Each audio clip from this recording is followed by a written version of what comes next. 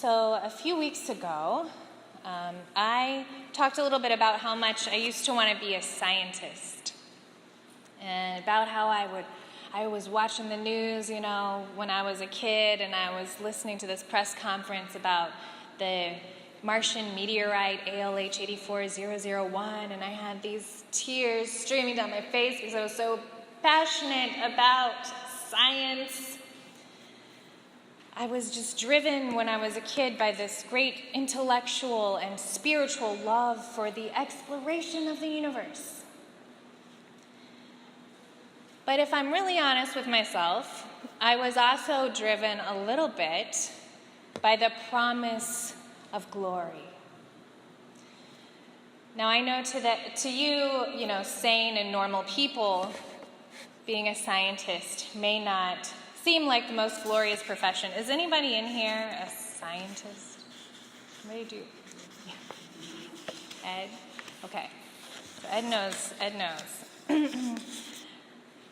But everyone else, you probably think that there's no glory in science.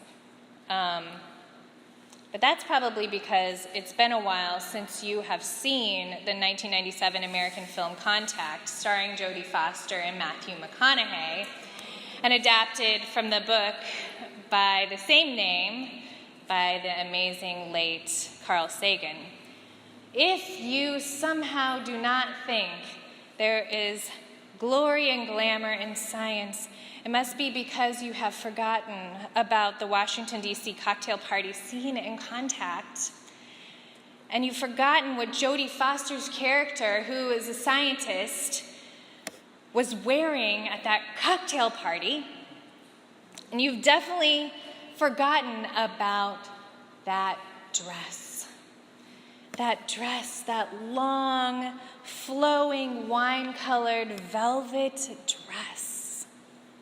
That dress must have inspired a generation of scientists. Because just like Jodie, when I was going to become a scientist, right, I would certainly also don that same dress, whooshing and swooshing around the elite parties, delicately holding my glass of costly wine, mingling with people in power, philanthropists, senators, presidents. And they would say, "Oh, Vicki, just call me Jim," or "just call me Leslie," and they would talk about who were the smartest and the greatest people. And when people would ask me what I did for a living, I would say I'm an astrogeochemical engineer, and they would bow down at my feet. And then I would talk about oxygen isotopes and Drosophila melanogaster like they were my kids. And rich intelligentsia would court me, and we would laugh and laugh about things that nobody else understood. And then over dessert, we would save the world. I couldn't wait to be a scientist. And then I was one for a brief time. One year in college, I got this job working in an evolutionary biology lab, just analyzing DNA to figure out how species evolve. It sounds pretty sexy, doesn't it? Yeah. And it was, until you really did the work of the scientist.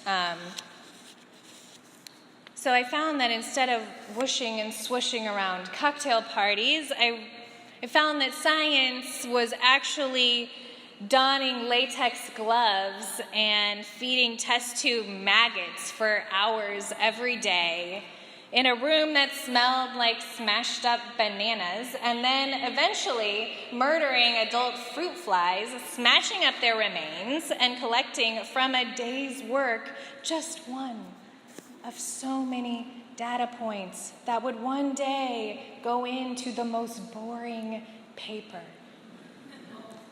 All so that you can spend your entire life trying to figure out which pheromones made these flies want to mate with which other flies. Did you know that people spend their entire careers analyzing the body odor of fruit flies? Did you know that? Now you know. And that is science. What a betrayal. I was supposed to be saving the world in hot velvet dresses, not feeding maggots. I was very disappointed. In the end, I decided, as you know, not to be a scientist. And I cycled through a number of prospective career ambitions: medical doctor, nurse midwife, NGO do-gooder, church planter, local church pastor, activist, nonprofit board member. And guess what? Every single one of them turned out to be disappointingly less glamorous than I thought they would be. Life, I have concluded, is disappointing. Almost as disappointing as Jesus. In today's gospel reading, we encounter a Jesus who's kind of like a rock star. At this point in the gospel, I would definitely be casting Dwayne "The Rock" Johnson as Jesus. I mean, you can just see the slow-mo montage of Jesus charming the socks off the crowds with his elusive teachings. He's healing all over the place. Demon possession, bam! Mom with the common cold, no ma'am. Leprosy, just need the magic touch and you're fine. Paralysis case coming through the roof, I'll raise the roof with my healing powers. Bad weather, OBGYN issues, death, not enough loaves or fishes, water not solid enough to walk on. Jesus got you covered. And the crowds went wild for this guy. I mean, he was famous, like death threat famous. He could not have been more loved if he was Barack at the 2004 Democratic National Convention. People were like, hope, change, this is it. Everything is going to be fixed now, forever. And it's in that moment, right, when Jesus asked his disciples, I hear people are talking about me. So who do people say that I am? And they tell him, well, Jesus, some people think you're John the Baptist, and others say you're Elijah, and some say that you're one of the prophets.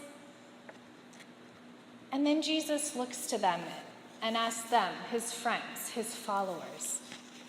He says, but who do you say that I am? And Peter, you can just see Peter looking at Jesus straight in the eye, with slightly wet eyeballs, and this really dramatic pause, and Peter just says it. He says, you are the Messiah. Now, because we're 21st century Christians, when we think of the Messiah, right, who do we think of? Anybody? Anybody? Thank you, Eloise. Jesus. We think of Jesus. And everything that goes along with Jesus. The humble birth, that he hung out with people that nobody else liked. He died young as a convicted felon. That's what we think of when we think of the Messiah. But when first century Jews thought of the Messiah, they did not think at all of a poor, humble, suffering, defeated teacher. They thought of a mighty apocalyptic king who would come in with the heavenly angels to defeat the occupying army and rulers and restore the self-rule and the holiness of the Jewish people. So when Peter says, you are the Messiah, when he says that to this up-and-coming superstar, Peter, in his mind, he is thinking, you are the great and righteous king who is going to call down your angels from heaven and defeat this earthly Roman power. And that is what we're a part of. And the gospel says, Jesus sternly ordered them not to tell anyone. Jesus is like, okay, y'all, you need to keep those thoughts to yourself. And then he says, everyone needs to hear this. Gather around. The chosen one must undergo great suffering and be rejected by the elders and chief priests and the scribes and be killed. And after 3 days, rise again. And you can just imagine Peter, his wet eyes, have turned into really, really big eyes. And he just pulls Jesus aside like a presidential handler. And he's like, Jesus, shh, what are you doing? And Jesus responds to Peter real loudly so everyone in the room can hear. He says, get behind me, Satan. You are setting your mind not on divine things, but on human things. And then he tries to get more people to come over. He's like, yo, over there, come on over here. Come, everybody needs to hear this. He says, I'm Jesus of Nazareth. You might have heard of me. My name's getting some recognition around. I just want to be really clear about this. If any of you want to become my followers, you're going to need to deny yourselves and take up your cross. You know that thing that the Romans used to torture and humiliate and kill people? Take that up and then follow me. For those who want to save their life will lose it. And those who lose their life for my sake and for the sake of the gospel will save it. And then I think he's looking at Peter here when he says, for what will it profit you to gain the whole world, but forfeit your life? What can they give you in return for your life? Those who are ashamed of me and of my words in this adulterous and sinful generation, of them the chosen one will also be ashamed when they come in the glory of their Abba God with the holy angels. So he does kind of throw Peter a bone there with the whole coming in the glory with the angels. That's a nod to the traditional understanding of the Messiah. But most of what he's saying is that this journeying with him is going to be pretty disappointing if you thought this whole ride was headed toward glamour and glory. So this isn't the velvet dress cocktail party journey. This is the take up your cross and die for the gospel journey. Okay, that is disappointing. But it's very familiar. We are disappointed like that all the time. By that career path, that soulmate rom-com romance, that relationship with just about anyone, including your kids, your parents, your friends, celebrities, things that the world tells you are living the dream, and then you get in there and you realize, oh, this isn't the dream. This is just more of the real life, and real life is just full of disappointment. Or you follow a Messiah, partly because you know it will all end in glory and power, and then he starts talking about crosses and losing your life, and you're starting to wonder if you showed up to the wrong party. Life is full of disappointment. Whenever I bring new members into the church, I always like to say words that I got from this Lutheran pastor in Colorado. Her name's Nadia Boltz-Weber. Because people who are making the decision to join a church are usually at this spiritual high point in their lives. They're falling in love with God, and they're falling in love with the church in some way. And in the tradition of Jesus, I try to do my best to pop those heart-shaped bubbles floating around their sweet, smiling faces. I always tell new members in a church that as much as you love this community right now, there will come a time, I guarantee it, when we will disappoint you, when I will say something you really don't agree with, when we will make huge mistakes, and you will see just how imperfect we are. Nadia Boltz-Weber writes about these same kinds of conversations with newcomers to the church. She says, after we've been honest about how we will eventually disappoint them, we ask them to decide if they're going to stick around after that happens. Because if you leave because we've disappointed you, you will miss the way that God's grace fills in the cracks that are left behind from our brokenness. It's not something to miss. So she says, welcome to the church. We will probably disappoint you. But it is in the disappointment that we find the truth, isn't it? Some of you may be thinking right now of what is the particular disappointment going on in your life this particular week. In the disappointment, we find the truth, and it's actually in that mucking through of the hard times and the disappointments that we build the kind of real relationships, the real work, the real self-confidence and self-love that will gain us that hard-earned wisdom and strength in life, that will gain us nothing less than that real kingdom of God that Jesus reigns over. And that is what Jesus is calling us to, and he wants to be very clear about it. He is not calling us into some easy journey where we just have to show up and then God sits us on a bus and takes us to this heavenly glory. No, he's calling us into a hard path. He's inviting us into a life that is harder, but more significant than the rat race out there. That is deeper and more meaningful. It is a deeper and more meaningful life that runs parallel to and intermingles with and outlasts this life.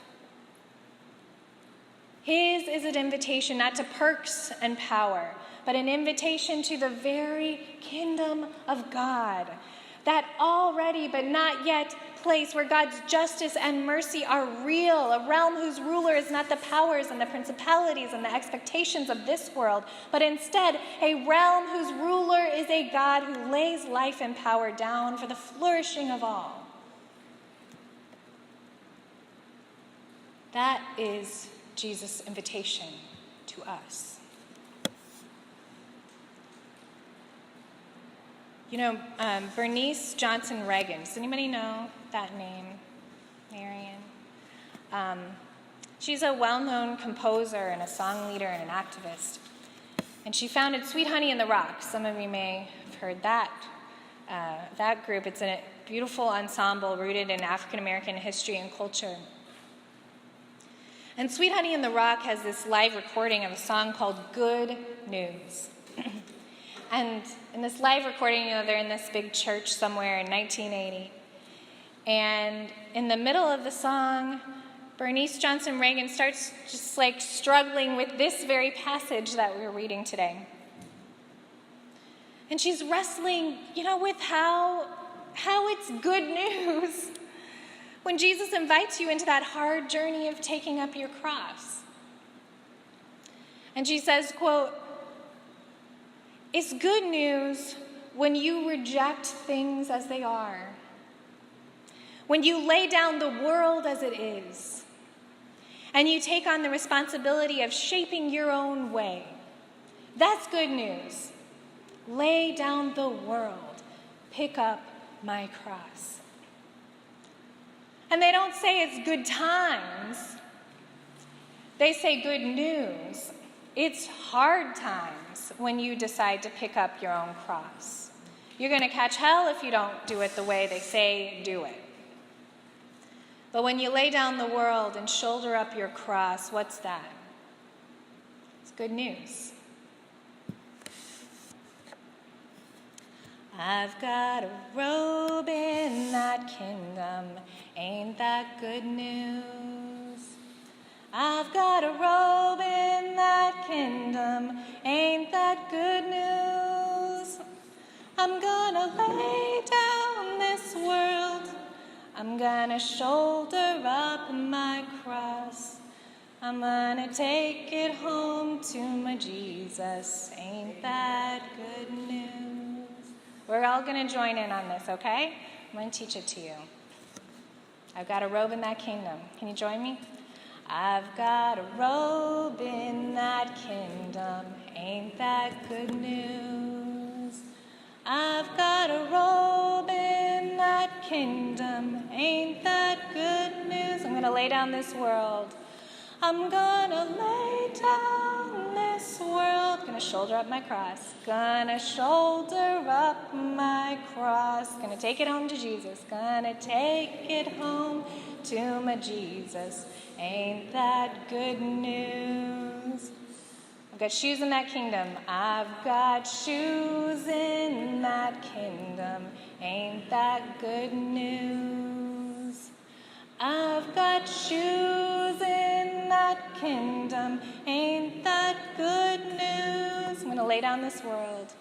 I'm going to lay down this world. Going to shoulder up my cross. Going to shoulder up my cross. Take it home to Jesus. Going to take it home to my Jesus. Ain't that good news? Got a crown in that kingdom.